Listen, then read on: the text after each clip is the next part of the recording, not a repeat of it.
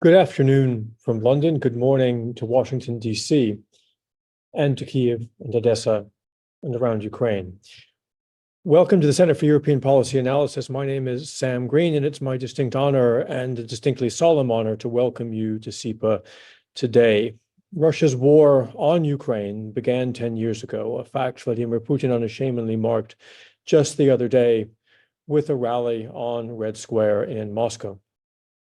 Russia's illegal occupation and seizure of Crimea in February and March of 2014 marked the beginning of a war of imperial reacquisition, the global implications of which should now be clear to all of us, but which were abundantly clear to Ukrainians a decade ago.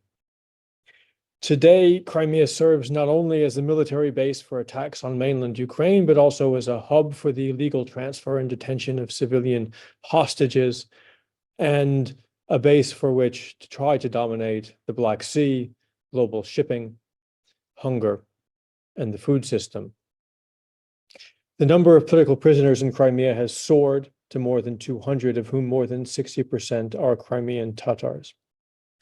Crimean resistance persists too, however. Some tie yellow ribbons of solidarity across the landscape, others clandestinely relay information to the Ukrainian armed forces. Today's conversation is dedicated to the premise that the end of Russia's war ought to begin where the war itself started, in Crimea. This sometimes feels an unpopular notion in Washington and in many European capitals, which is all the more reason, I think, to delve into it as deeply as we can. We will explore today strategies for liberating the peninsula, for its reintegration into Ukraine, for the restoration of the democratic franchise, sovereignty, and human rights, and for Western support in all of these causes. I'm honored now to hand the floor to my colleague, Alena, one of our Ukrainian democracy fellows at SIPA and herself a Crimean, to introduce today's panelists and to moderate our discussion. Thank you so much, Sam, for opening remarks and starting what promises to be a great discussion today. Good morning to those of you who are joining us from Washington. Good afternoon and good evening to those joining from Europe and the other places in the world. My name is Alena. I'm a democracy fellow here at the Center for European Policy Analysis, SIPA.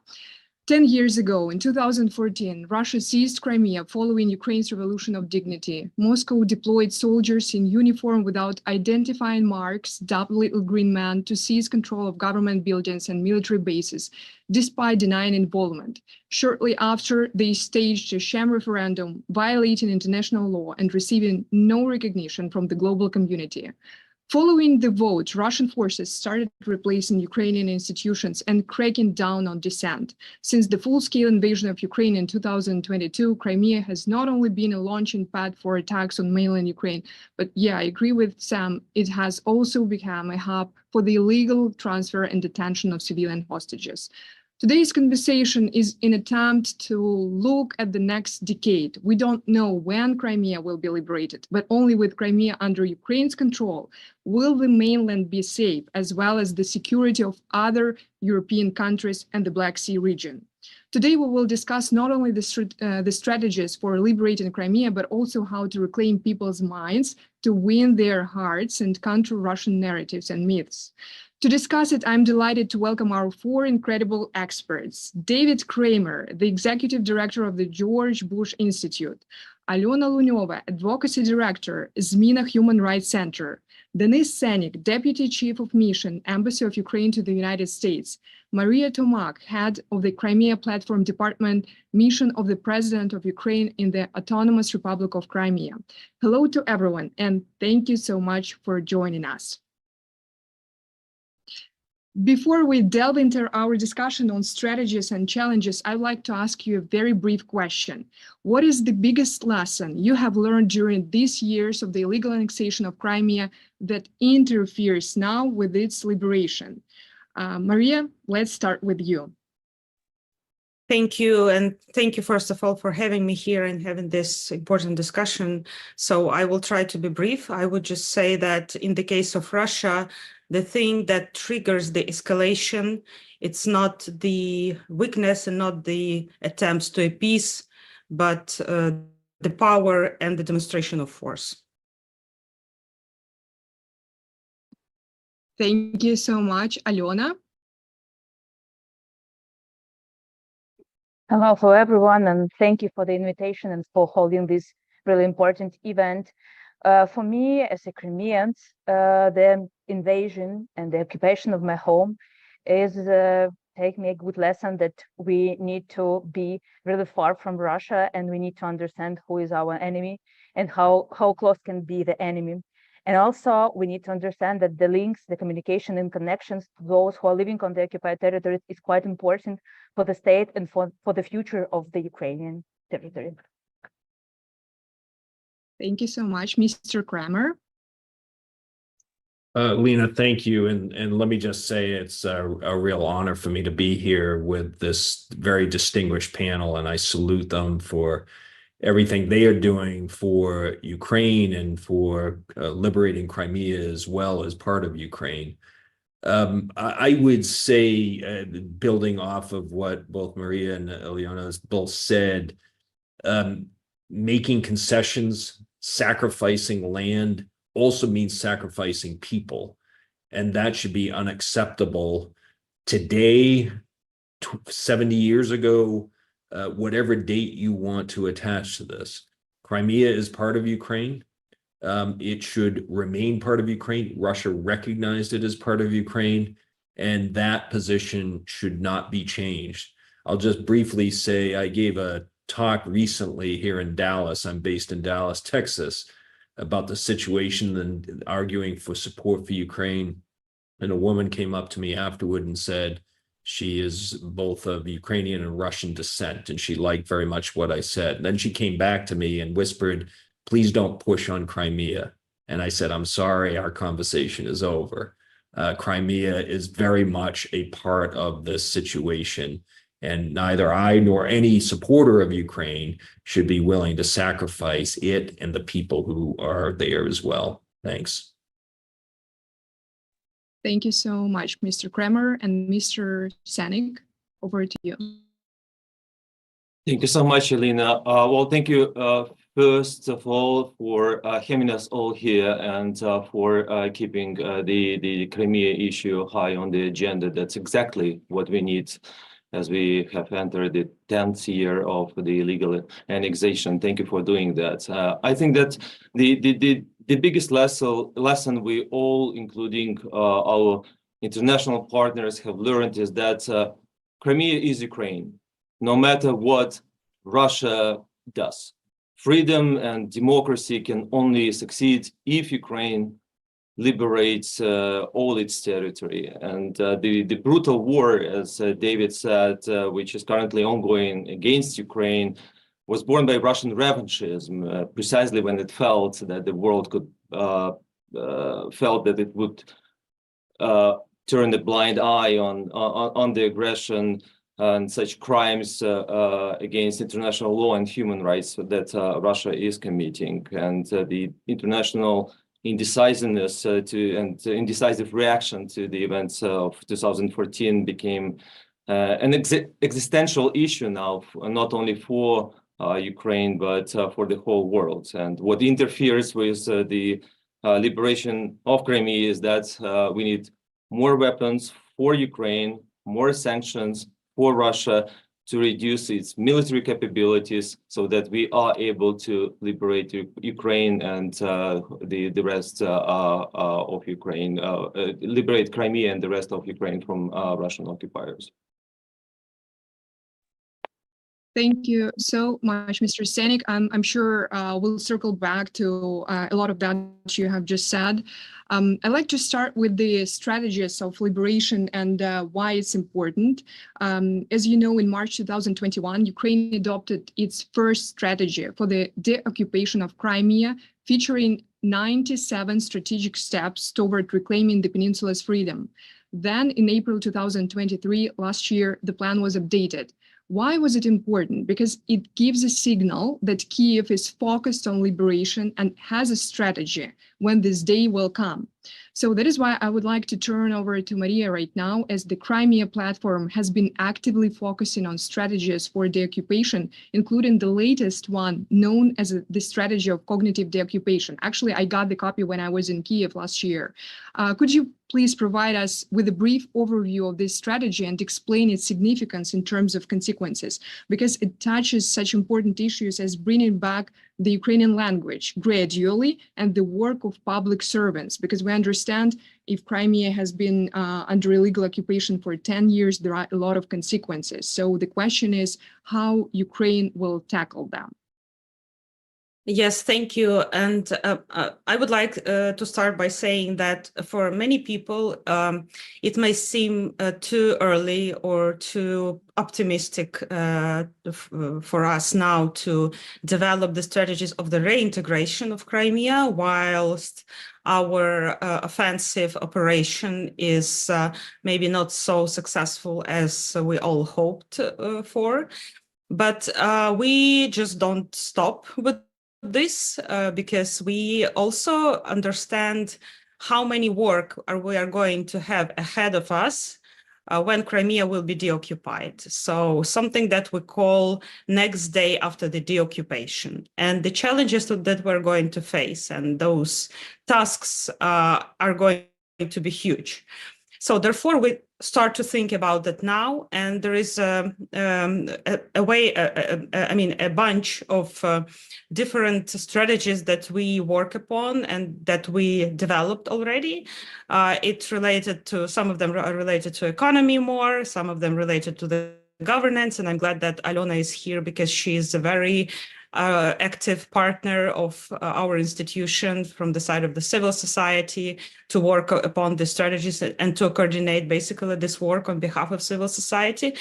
And also this strategy that you mentioned, which is about the cognitive deoccupation. Now, what's in the center of it is our understanding that one of the biggest challenges that we're going to have, and one of the biggest harms that Russia is doing now to the Crimean Peninsula is the way that they work with the public conscious, I would say, right? So with the minds of people. So the level of disinformation, the level of propaganda, I would not even call it a propaganda because it's not, this word is not serious enough, like brainwashing, the militarization of minds. So that's the least that we have. But what is linked to that is the education system, which is totally militarized and totally filled up with the Russian narratives that are related not only to the current situation, but to the Russian view of the whole Ukrainian history and Ukrainian idea, which is boiled down to the fact that, according to Russia, Ukraine should not exist. So that's what's being installed in people's minds. But of course, it's about the memory, the memory policy also. It's about the work with the youth. It's about the language, as you said. And you know, when it comes to these very sensitive issues, because we're talking about the minds of the people, it's very, I believe, sensitive, because we would not want to talk about some sort of social engineering on the side of Ukraine, of course. That's why we came up with some principles, principles and approaches, which are the pillars of the strategy, which should be the pillars of the strategy. And the first one is actually human rights and freedoms that should be in the center of our thinking and our approaches to this issue. And the transitional justice principles, which are also inherited somehow in the UN documents and UN system. It's the transparent decision-making process and some other principles, but I would like to focus these human rights issues in the first place. But of course, I should say that it's really hard to now to come up with the full list of these priorities or these topics that we need to work upon. And we all the time find some new angles that were not covered previously. For instance, the religious rights, because, and it's a very complicated and sensitive issue, because we all understand that on one side, Russia now persecutes the Muslim the population in Crimea, Crimean Tatars, that was mentioned today already. On the other hand, they build the huge mosque, and that's sometimes confuses people. They think that it means that Russia respects Islam or supports the diversity, religious diversity, which is not the case. And of course, it's very much supportive of the Russian Orthodox Church. In the meantime, Ukrainian Orthodox Church being just squeezed out from the Crimea completely now, and they have no churches there and no priests, etc., etc. So, and also one of the very important issues now, and since currently I'm in the working trip in Southeast Asia, and that's something that popped up just today during our meetings, is the issue of repatriation of the cultural heritage that is the process that started since 1970s, right, when the decolonization process was ongoing in many countries of this region, but it's ongoing now. So now, like for all these years, this process is ongoing, and we will have someday something similar with Russia. And maybe it's high time also now to think what approaches can be used and principles applied, because we all know also that Russia just looting the huge amount of cultural heritage from the occupied territories. And that's also one of the questions that we're going to face and we will have to answer someday. So what I would like to say and point out in the first place, that we're working upon the strategies. We engage international experts also, not only Ukrainian ones. And by the way, recently one of the US experts also reached out to us saying that he wants to volunteer in the future once Crimea is liberated and to come to help to restore Ukrainian governance there. And also the human resources that you mentioned, it's not actually the matter of the cognitive deoccupation, but it's the other issue, but we work upon it now, and we engage in this work, national universities, I mean, public educational institutions, but also private business schools. So we use also different approaches, because we would need like thousands literally of people who are going to rely, Ukrainian state is going to rely when we're going to make this reintegration process happen. Thank you so much, Maria. That's a lot to think about. That's a lot of food for brains, you know, because we understand that Ukraine will have to tackle a lot of challenges, and you have just listed some of them. It's just sometimes I get here some questions like in DC, we all understand that the peninsula has been under occupation for 10 years right now, and people don't speak, for instance, Ukrainian, or there are people who are neutral, how to win their hearts and minds. I would like to turn over to Alena right now, because you are definitely working a lot on very sensitive discussions right now in terms of, for those people who are staying on the peninsula, they have some concerns because they are afraid if Ukraine regains control, then something will happen to them. Then we have an internal discussion within Ukraine, who is a collaborator, who is not a collaborator, how to bring those people all together. So it's, if you can just tell us a few concerns and how you're gonna, what is your vision to tackle all these challenges, I will be very grateful for that. Thank you for the question. Actually, it's really important how we can address the request from the Crimeans to the government. Actually, what next? What we will have after the occupation territory. So, but I want to start with the point that we do not have, you know, instrument of studying public opinion on the temporary occupied territories, because the occupation authorities create such an atmosphere of fear and distrust on the peninsula that it is impossible to hope that somebody give you honest answer for the question about, for example, what your attitude towards Ukraine, for example, a future inside the Ukraine after reintegration or restoration of the authorities of Ukraine on the territory of peninsula.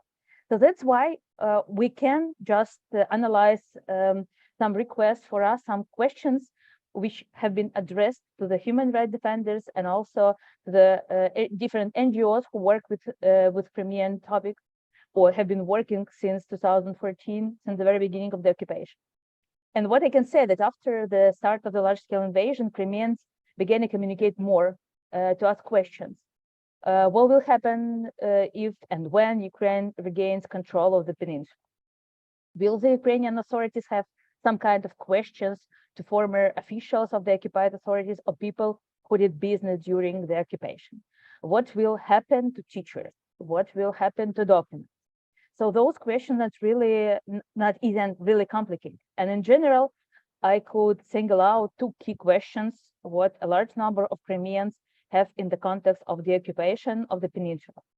Whatever we will be able to have a source of income, so ability to work, receiving the pension, for example, or social protection, and what will happen to our property. So these two questions are main. Concerning the collaboration, yes, this question and liability, it's also on the table, but I believe it's not the key questions. Key question for Ukrainians, because most number of those who are living on the temporary occupied territories of Crimea didn't collaborate or do not collaborating right now with the occupied authorities. That's why they're really concerning some really easy, some usual questions about their future. And so we can understand it without any polls, that there is a request. And so what do we need to have this answer? Yes, of course. Do we have this answer for the question which we're receiving from the Crimeans right now? Not now, because right now we have some expert discussion and we have some decision which we can recommend to the government, but we're not in the place when this became the part of the state policy. But it's also it's okay right now because we need to create really fair answer for this question. Now we on the stage. We're on the stage of discussion, and here I would like to thank the mission of the president of Ukraine in Crimea, because they are really reliable partners in this work, and they provide the the platform for discussion for national and both international experts to create, for example, the document which called the Occupied Crimea Priority Steps for the State, because this is expert position, but also part of those ideas and proposals will be included in the state policy. We really hope for that, because obviously the solutions which have been developed by the experts need to become the part of the state strategy. So it's important to be included in this state authority agenda, government and parliamentary agenda. And right now on the stage of the Ministry of Integration, we try to create this whole strategy for restoration of the public authorities and also reintegration of the deoccupied territories, including Crimea. But Crimea is really important part of the strategy, and we have some special steps for reintegration of Crimea. But what also I want to highlight that right now we are working working on what will happen after the occupation, but we need to also take into account what happened, what the goals right now, what we have right now. Right now,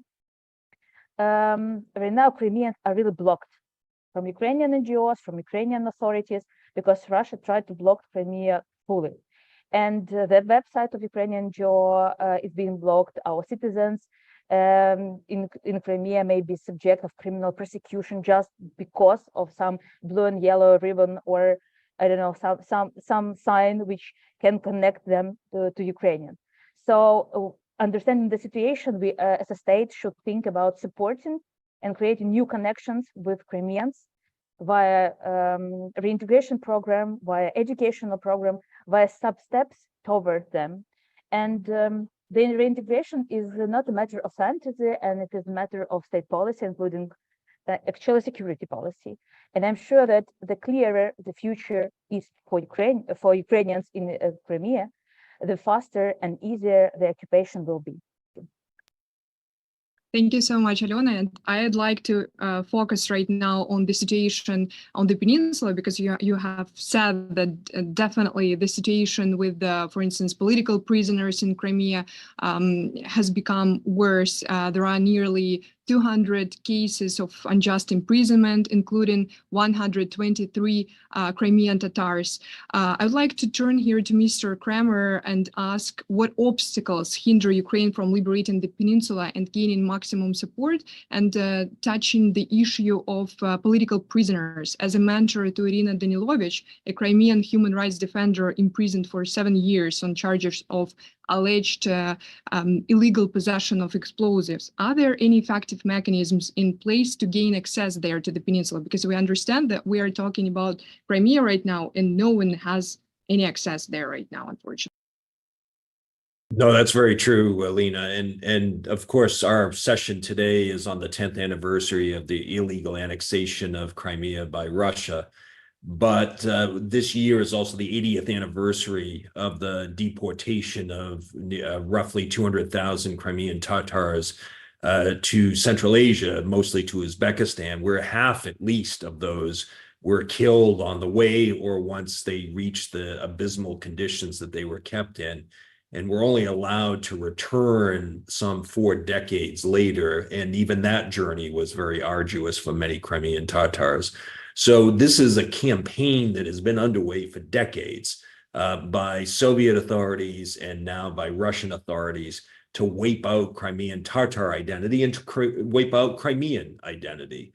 And so I think we have to keep in mind that this is not just a new phenomenon in the past decade. This has been going on for decades.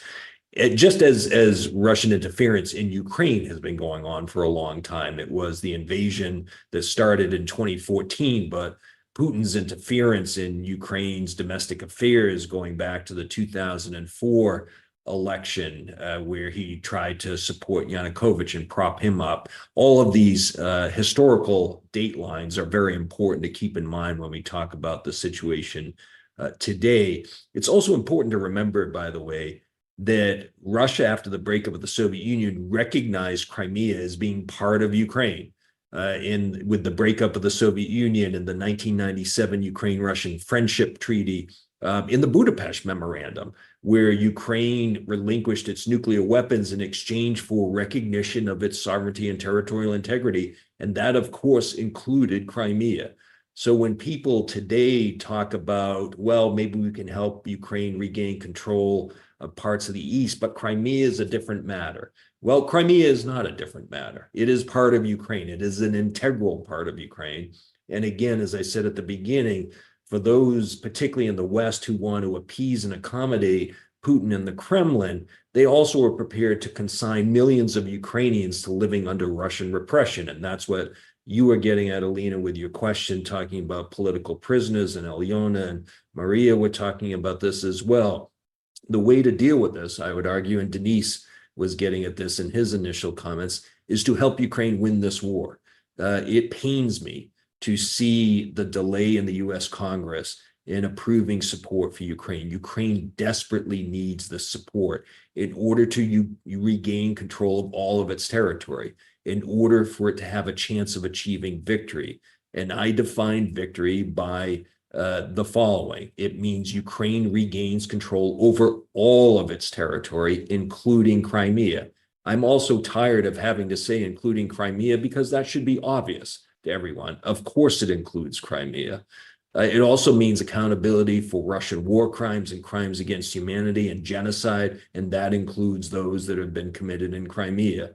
It also means, I would argue, moving from freezing to seizing Russian assets in order to compensate Ukraine or provide the funds for whatever it deems necessary, so that Russia does not regain the $300 billion that it foolishly left in the West at the start of the full-scale invasion in February of 2022. The situation you mentioned with Irina Danilovich, this is, excuse me, something that I have been able to participate in thanks to Denise and the embassy in Washington and the Ukrainian Foreign Ministry in establishing a kind of pen pal relationship. And I have just started this with Irina by sending her a note. I hope it reaches her. And it is, I think, a terrific initiative so that people who are being held in these appalling conditions, and she obviously does not belong in a Russian prison where she is now held, let alone in a prison in Crimea. But Alena very bravely in reporting on Russian abuses in Crimea, being a citizen journalist, then violated, according to Russia, its ridiculous laws. She does not belong in jail. She deserves to be free. But being able to send these kinds of notes and letters, whether it's from me or anyone else, is an important way to signal to people who are being held in these appalling conditions that the world has not forgotten them, that we remember who they are, that there is a human face behind all of these numbers. And so I would encourage other people, to the extent that they can, to participate in these kinds of initiatives, to reach out, send notes and letters to people who are being unfairly and unjustly held in prison, so that they understand that the world is watching, that the world is paying attention. Soviet dissidents, Soviet prisoners used to talk about how important this was when they would either hear on shortwave radio or receive letters that people were paying attention to their situation. And that remains the case. And it's a reminder of how fascist and totalitarian the Russian situation is today. And no one should want people in Crimea or any other part of Ukraine to have to live under that kind of control. Well, and thank you so much, Mr. Kramer. And we hope that definitely all the political prisoners in Crimea will be released, and all the current situations with lack of access will be stopped, because it shouldn't be definitely happening in the 21st century. But I would like to go back to Mr. Sienik, because Maria Tomak has just remembered about the case of the American diplomat who asked about the possibility to work on the peninsula once it's liberated. So, Mr. Sienik, my question to you is, do you see any interest from your colleagues from other countries, not only to discuss the liberation of Crimea, but also to actively participate in initiatives and potentially visit Crimea in the future when it's liberated? How can we ramp up the interest despite limited or zero access right now to the peninsula? Thank you so much, Alena, for this question, which is so important. Let me first thank David for everything you do in support of prisoners of Kremlin. I completely agree with you. In the situation when there is a complete lack of access to the peninsula from anyone, foreign governments, international organizations, NGOs, the messages our political prisoners receive from the people like you is most likely the only way for them to feel that support and to know that they are not left alone, in addition to what our government and our partners are doing. Please keep doing that. I sincerely thank you from the bottom of my heart. Thank you and everyone who spare no efforts to work for the release of Ukrainian political prisoners and supporting them at the time when we are working to release them. I'm sure that moment will come.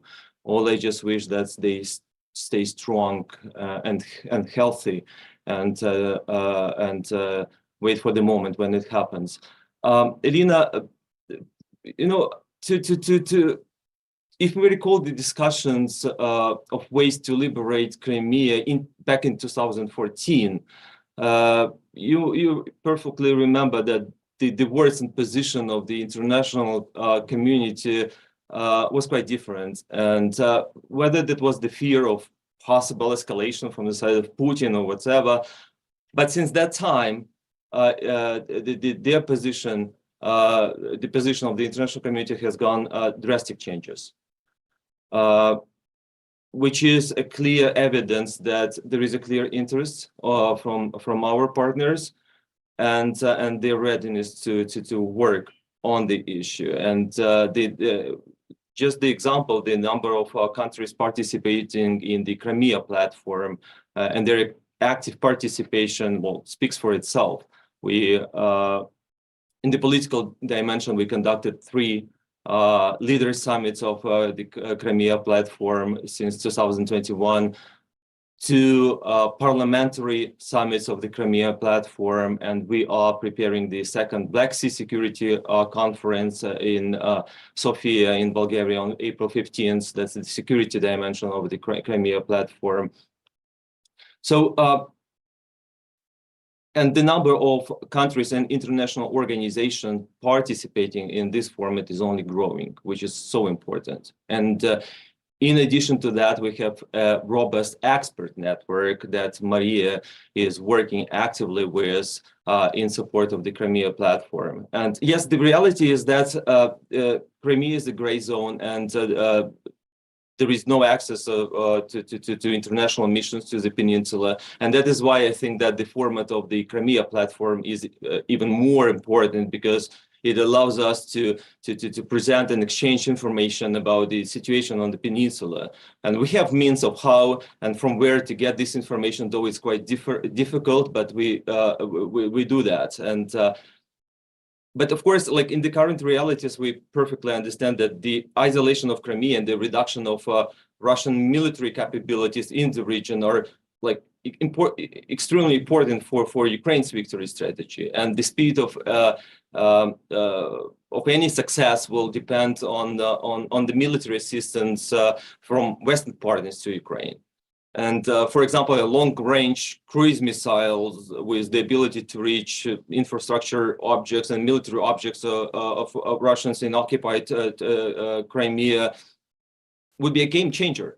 You know, just let alone to destroy the Kerch Bridge, and we would effectively isolate Crimea from Russia and to disrupt the military transportations, and we have shown already that it is possible. We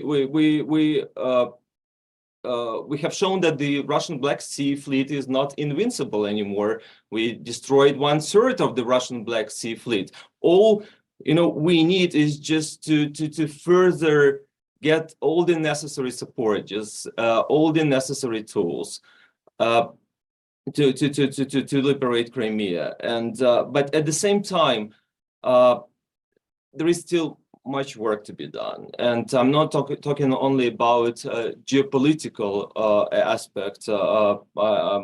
We still witness multiple cases of Crimea being marked as disputed territory or claimed by Ukraine on maps and newspapers, on online or television. And just for example, the National Geographic, which still depicts Crimea as a disputed territory. I do hope it will change. And just today, I read on the website, the Facebook page of my foreign ministry, good news that one of the authors of the children's literature from the United Kingdom acknowledged his mistake by illustrating the maps for children of Ukraine without Crimea and the part of Odessa region, and he will change it, and finally the audience will not be misled.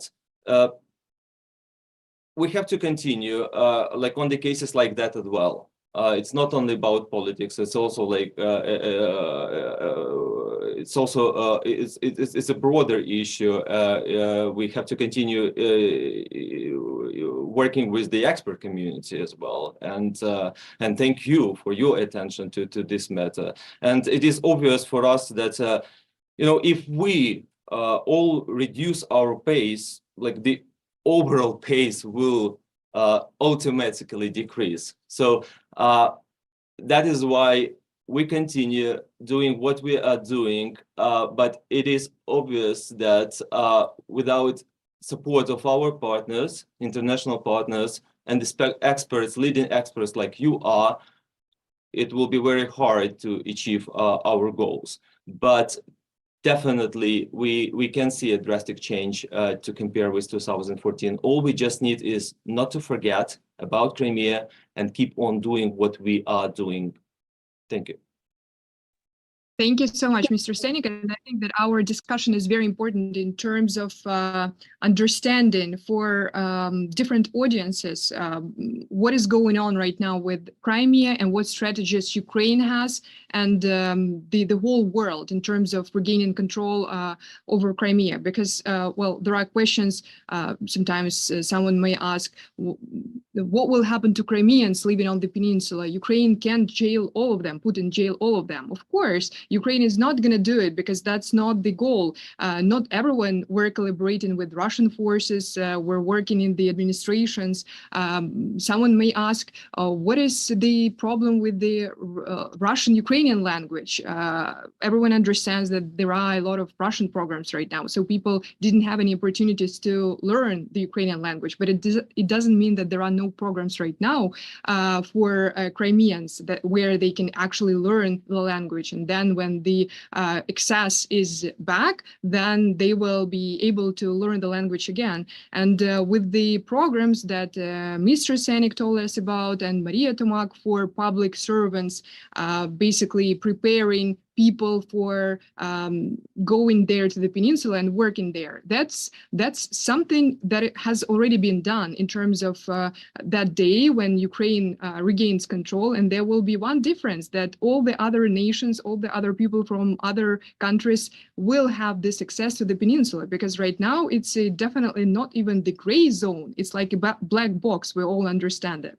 But right now, I think that the more people will explain what will be happening on the peninsula, the less the concern will be from all other audiences. So that is why, Maria, I would like to turn over to you. How do you counter narratives? For instance, suggestion that Ukraine will allegedly evict ethnic Russians once Crimea is reclaimed by Ukraine. How do you communicate that Ukraine will follow the rule of law? How do you work with these myths that are being spread by the Russian propaganda in order to intimidate Crimeans living on the peninsula and the whole world? Thank you.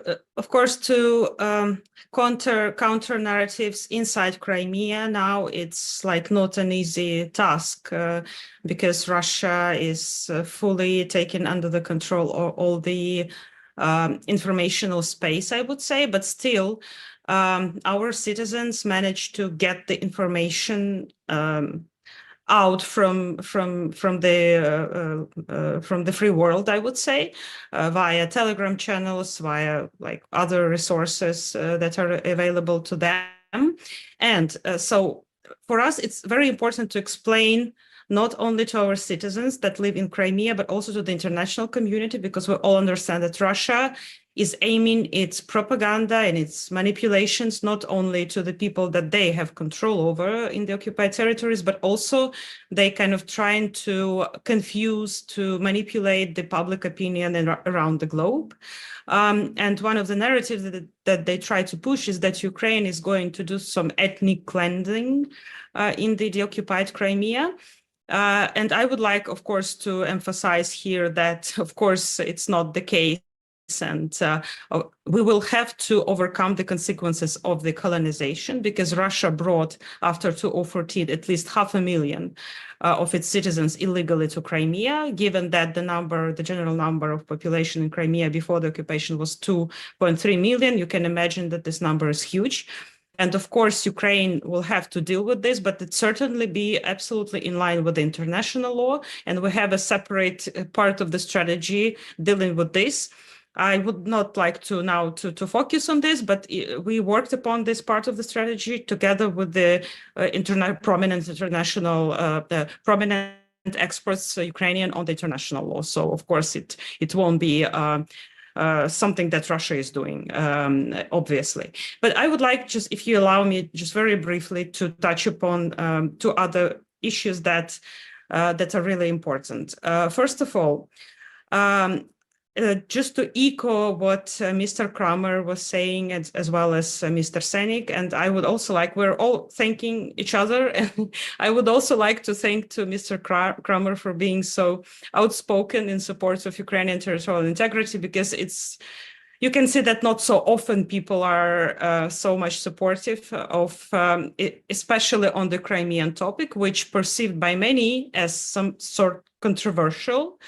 And I would like to comment on that separately, but just to support that call on to the US to continue support Ukraine, to support with in terms of military means, I would like to say that if you look at the resistance movement now in Crimea, that was also mentioned today, like the yellow ribbon, but that's not the only one existing in Crimea.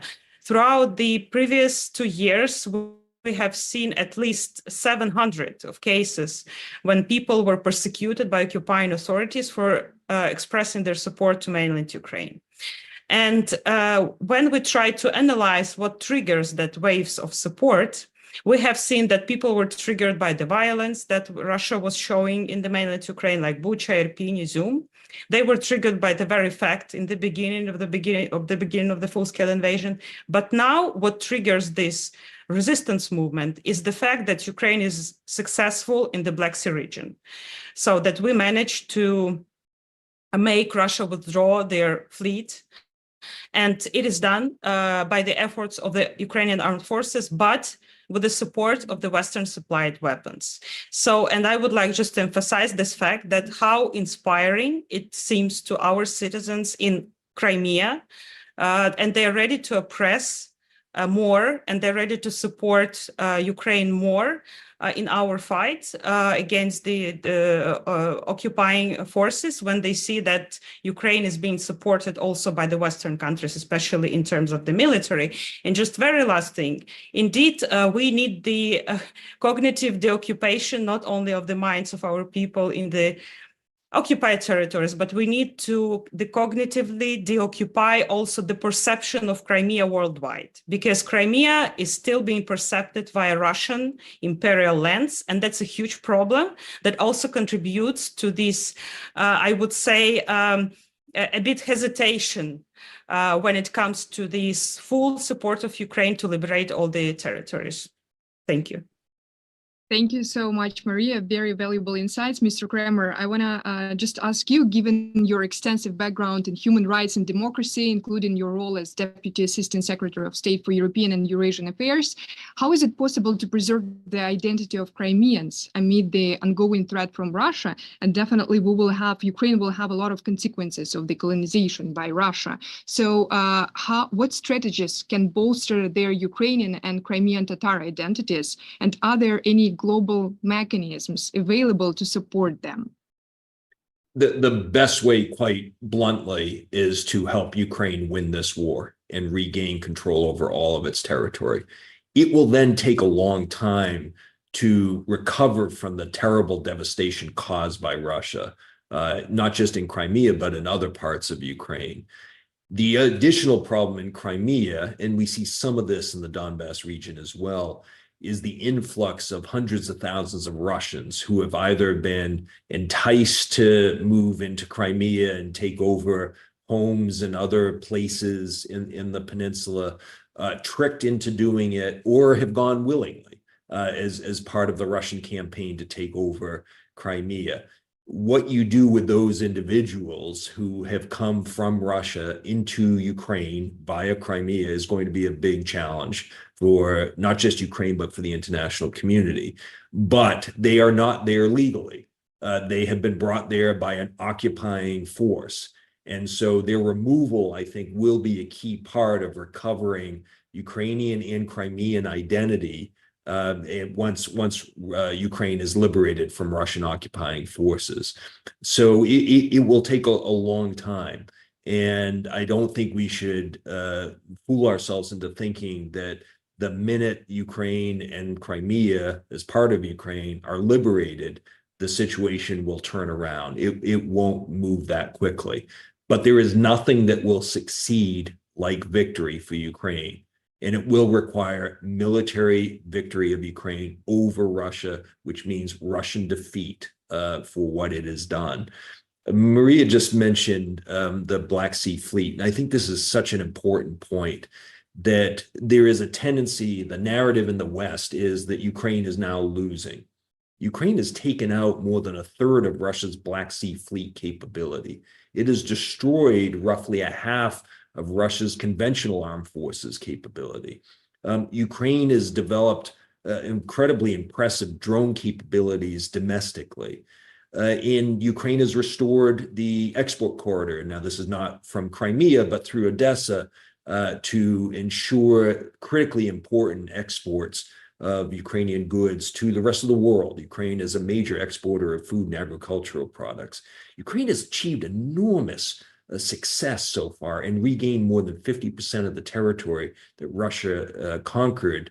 But Ukraine is in desperate need of ammunition, of longer range missiles, of missile defense systems, as we see continued Russian bombardment. Imagine what Ukraine could achieve if the West provided the military means to help it achieve that victory. And that's why this delay in the Congress is so incredibly painful and deadly to watch. Every day that goes by that the Congress does not approve this aid means more unnecessary Ukrainian deaths. And so there is an urgency to help Ukraine so that it can achieve victory, and that includes restoring control over Crimea and helping Crimeans regain their identity as part of Ukraine. Thank you so much, Mr. Kramer. Just flagging that we will have 10 minutes left, but we have two speakers and then closing remarks. Alena, I would like to ask you in terms of Crimean identity, because as a person from Crimea, you definitely know and you know well the Crimean identity, what it means, because there are a lot of myths about Crimeans that allegedly they speak only Russian language and they are like Russians, but we understand it's not true. And you said that the main thing for a lot of residents, even with the idea of regaining control by Ukraine, is just what will happen to their property and whether they will have a source of income. Could you please tell about these myths and how to combat them? Of course, Russia installed different myths to the population of Crimea, and not just for Crimeans, also for their own population, about Crimea and about Crimea as a part of Russian Empire before, and about the mistake that the Russia or SSR did taking or giving territory of Crimea, giving to Ukraine. But right now we see that Russia Federation use different narratives about the future. Yes, that it's really risky for Crimeans to being under Ukrainian control, on the Ukrainian controlled territories, and also that the Crimeans actually fully support the idea of occupation. And Russia created this myth for international communities and also for Russian citizens on the mainland of Russia Federation, that the Crimeans totally agreed with the occupation. And as eyewitness of the events 10 years before, in 2014, I can say that Crimeans definitely didn't support the occupation. But this is the question: what can you do if the Russian troops just occupied your home? So this is the question of just impossible way to thinking. What can you do? And right now, Ukraine just shows that we can do, that we can deoccupy territories. And this is really high and raising the beliefs and raising the waging and expectations of the occupation of the territory. Yes, we have some questions of our future, but Ukraine is a democratic state and we can create our future according to international standards. And of course, we can protect Ukrainians who are living on the territory of Crimea. And but we can't do this if we do not deoccupy this territory, and we can do this without support of international community. And this is a trade situation in which human rights defenders of Ukraine are really advocate for weapons for Ukraine, but we really have to have this support, because without the occupation, Russia will have this control on the territory of Crimea, under people who are living there and are their lives. and we talk about hundreds of political prisoners. We talk about militarization of Crimea, militarization of the educational process. We can see the deportation of Ukrainians from the South territory via territory of Crimea to the territory of Crimea. And without the support, we can't deoccupy territories and can't stop Russia to violate human rights and violate human rights of those who are so many years lived under the occupation of Russian Federation. Thank you so much, Alena. I would like to follow up on this question. Mr. Sienik, over to you in terms of how to bolster and how to get more support to the topic of Crimea and more support from the West. Thank you, Alena. If we are talking about the support of the West, I think we should talk about both political and security. Political, it is there, we can see it. On the example of the Crimea platform I spoke about, but we are in a state of war. Russians simply want to kill us. And that is why the security strategy is so important, military strategy is so important, not to allow that happen. And, the president of Ukraine has made it very clear. We will return Crimea by any means. The issue now is that our security strategy is based on the military support for Ukraine. And as David has said, we have achieved so many success already. By liberating Crimea and restarting the Greene sea route. Unfortunately, we have paid a huge price for that. Too many Ukrainians have died and keep dying. And unlike Russia, we do value life of every single Ukrainian.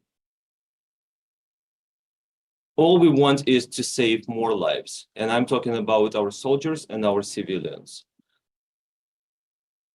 That is why we need more military support, and hopefully I do agree with David, thank you for mentioning it, so that the Congress will vote on the assistance for Ukraine, because we see it as an assistance not for Ukraine only, it is the assistance for Ukraine to fight for our common future, for our common values, simply because Russia will not stop in Ukraine. Putin has made it very clear. He sees the whole West as an enemy. And what is really important to note is that we are not asking foreign military boots on the ground in Ukraine. Ukrainian heroes can fulfill this task by themselves. All they need is the necessary resources, the tools to do that. And I just want to say that Russia's aggression against Ukraine and the threat to the whole world started 10 years ago exactly in Crimea. That's where it started. That's where it must end. As long as Crimea, as the rest of Ukraine, are occupied by Russians, the war is not over yet. Which means that Russians will have further opportunities to attack us, to attack Ukraine, and to attack the neighboring countries and go beyond. And I'm glad that we have such a big number of partners, including in Rammstein format, about 50 countries that provide Ukraine with the necessary military resources. But the reality is that given the potential and the role of the United States of America, it is critical to get this assistance from the United States of America as soon as possible, so that we save more lives and finish the business sooner rather than later. Thank you. Thank you so much, Mr. Sienik. Sam, over to you.